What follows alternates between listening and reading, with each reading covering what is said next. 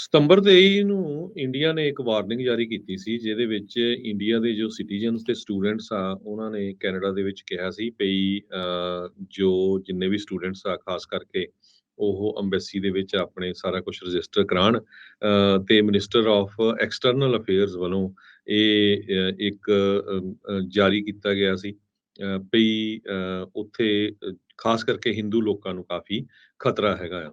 ਅੱਜ ਕੈਨੇਡਾ ਦੀ ਸਰਕਾਰ ਨੇ ਐਡਵਾਈਜ਼ਰੀ ਜਾਰੀ ਕਰ ਦਿੱਤੀ ਆ। ਕਹਿੰਦੇ ਭਈ ਇੰਡੀਆ ਦੇ ਵਿੱਚ ਜੋ ਲੋਕ ਜਾ ਰਹੇ ਆ, ਖਾਸ ਕਰਕੇ 3 ਸਟੇਟਸ ਦੇ ਵਿੱਚ, ਗੁਜਰਾਤ, ਪੰਜਾਬ ਤੇ ਰਾਜਸਥਾਨ। ਉੱਥੇ ਕਹਿੰਦੇ ਭਈ ਵਿਦਿਨ 10 ਕਿਲੋਮੀਟਰ ਦੇ ਵਿੱਚ ਜੋ ਬਾਰਡਰ ਦੇ ਲਾਗੇ ਆ, ਉੱਥੇ ਕਹਿੰਦੇ ਲੈਂਡ ਮਾਈਨਸ ਵੀ ਹੈਗੀਆਂ ਆ ਤੇ ਉੱਥੇ ਦੀ ਜੋ ਸਿਕਿਉਰਿਟੀ ਸਿਚੁਏਸ਼ਨ ਆ ਅਨਪ੍ਰੈਡਿਕਟੇਬਲ ਆ। ਸੋ ਇਸ ਕਰਕੇ ਪਲੀਜ਼ ਉੱਥੇ ਨਾ ਵਿਜ਼ਿਟ ਕਰੋ। ਲਦਾਖ ਨੂੰ ਇਹਦੇ ਵਿੱਚ ਨਹੀਂ ਐਡ ਕੀਤਾ ਗਿਆ। ਸੋ 3 ਸਟੇਟਸ ਨੂੰ ਐਡ ਕੀਤਾ ਗਿਆ ਹੈ, ਗੁਜਰਾਤ, ਪੰਜਾਬ ਤੇ ਰਾਜਸਥਾਨ। ਸੋ ਕੈਨੇਡਾ ਦੀ ਸਰਕਾਰ ਨੇ ਇਹ ਐਡਵਾਈਜ਼ਰੀ ਜਾਰੀ ਕੀਤੀ ਆ, ਜੋ ਕੈਨੇਡੀਅਨ ਇੰਡੀਆ ਨੂੰ ਜਾ ਰਹੇ 3 ਸਟੇਟਸ ਦੇ ਵਿੱਚ ਕਹਿੰਦੇ ਵੀ ਉੱਥੇ ਰਿਸਕ ਆਫ ਟੈਰਰਿਜ਼ਮ ਤੇ ਇਨਸਰਜੈਂਸੀ ਦੇਖੋ ਹੈਗਾ ਆ। ਦੇਖ ਸੋ ਲਓ ਵਿਦਿਨ 10 ਕਿਲੋਮੀਟਰ ਦੇ ਏਰੀਏ 'ਚ ਪਾਕਿਸਤਾਨ ਦੇ ਬਾਰਡਰ ਤੋਂ ਕੋਈ ਵੀ ਕੈਨੇਡੀਅਨ ਸਿਟੀਜ਼ਨ ਨਾ ਜਾਵੇ। ਐਡਵਾਈਜ਼ਰੀ ਖੇਡਣ ਲੱਗ ਗਿਆ ਜੀ ਦੋਨੋਂ ਹੀ ਮੁਲਕ ਤੇ ਪੈਸੇ ਕੌਣ ਰਿਹਾ ਆ ਪੰਜਾਬ ਵਾਲੇ ਵਿਚਾਰਿਆਂ ਨੂੰ ਉਹਨਾਂ ਨੂੰ ਧੱਕੇ ਦੇ ਨਾਲ ਦੇਖੋ ਕਿਸ ਤਰੀਕੇ ਨਾਲ ਉਹ ਵਾੜਿਆ ਜਾ ਰਿਹਾ ਉੱਥੇ ਜਿਹੜੇ ਪੰਜਾਬੀ ਸਿੱਖ ਜਿਹੜੇ ਖਾਸ ਕਰਕੇ ਜਿਹੜੇ ਖਾਲਿਸਤਾਨ ਦੀ ਮੰਗ ਕਰਦੇ ਆ ਰੈਫਰੈਂਡਮ ਤੋਂ ਜਿਹੜੇ ਅੱਕੇ ਆ ਉਹ ਇੰਡੀਆ ਵਾਲਿਆਂ ਨੇ ਇਹ ਐਡਵਾਈਜ਼ਰੀ ਜਾਰੀ ਕਰਤੀ ਆ ਤੇ ਹੁਣ ਉਹਦਾ ਜਵਾਬ ਦੇਣ ਦੇ ਲਈ ਕੈਨੇਡਾ ਵਾਲਿਆਂ ਨੇ ਇਹ ਐਡਵਾਈਜ਼ਰੀ ਜਿਹੜੀ ਉਹ ਜਾਰੀ ਕਰ ਦਿੱਤੀ ਆ ਤੇ ਓਵਰਆਲ ਲੋਕਾਂ ਜਿਵੇਂ ਧੱਕੇ ਦੇ ਨਾਲ ਜਿਹੜਾ ਭੈ ਆ ਉਹ ਫੈਲਾਇਆ ਜਾ ਰਿਹਾ ਦੋਨੋਂ ਪਾਸੇ ਕੋਈ ਇਦਾਂ ਦੀ ਗੱਲ ਨਹੀਂ ਆ ਤੇ ਹੈ ਦੇਖੋ ਕੀ ਜਿਹੜਾ ਚੱਲ ਰਿਹਾ ਮੁਲਕ ਆਪਸ ਦੇ ਵਿੱਚ ਜਦੋਂ ਖਹਿੰਦੇ ਆ ਤਾਂ ਨੁਕਸਾਨ ਤੁਸੀਂ ਦੇਖੋ ਵੀ ਕਿੱਦਾਂ ਆਮ ਲੋਕਾਂ ਦਾ ਹੋਣ ਲੱਗ ਜਾਂਦਾ।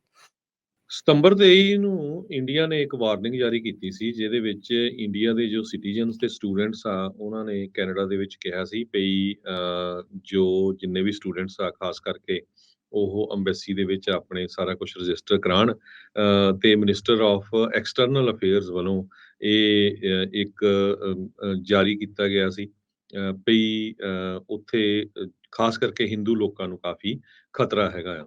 ਅੱਜ ਕੈਨੇਡਾ ਦੀ ਸਰਕਾਰ ਨੇ ਐਡਵਾਈਜ਼ਰੀ ਜਾਰੀ ਕਰ ਦਿੱਤੀ ਆ।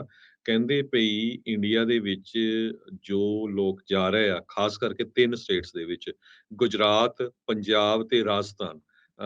ਉੱਥੇ ਕਹਿੰਦੇ ਭਈ ਵਿਦਿਨ 10 ਕਿਲੋਮੀਟਰ ਦੇ ਵਿੱਚ ਜੋ ਬਾਰਡਰ ਦੇ ਲਾਗੇ ਆ, ਉੱਥੇ ਕਹਿੰਦੇ ਲੈਂਡ ਮਾਈਨਸ ਵੀ ਹੈਗੀਆਂ ਆ ਤੇ ਉੱਥੇ ਦੀ ਜੋ ਸਿਕਿਉਰਿਟੀ ਸਿਚੁਏਸ਼ਨ ਆ ਅਨਪ੍ਰੈਡਿਕਟੇਬਲ ਆ। ਸੋ ਇਸ ਕਰਕੇ ਪਲੀਜ਼ ਉੱਥੇ ਨਾ ਵਿਜ਼ਿਟ ਕਰੋ।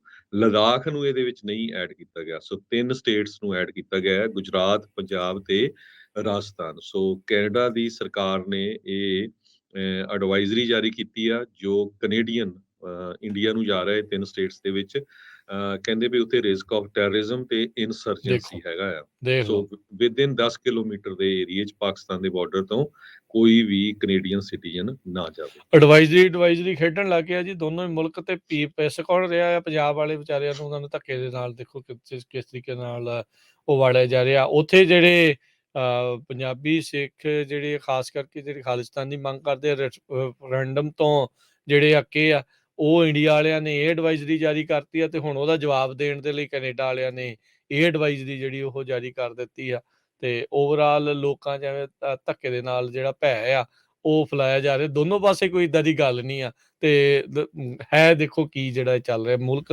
ਆਪਸ ਦੇ ਵਿੱਚ ਜਦੋਂ ਖਹਿੰਦੇ ਆ ਤਾਂ ਨੁਕਸਾਨ ਤੁਸੀਂ ਦੇਖੋ ਵੀ ਕਿੱਦਾਂ ਆਮ ਲੋਕਾਂ ਦਾ ਹੋਣ ਲੱਗ ਜਾਂਦਾ।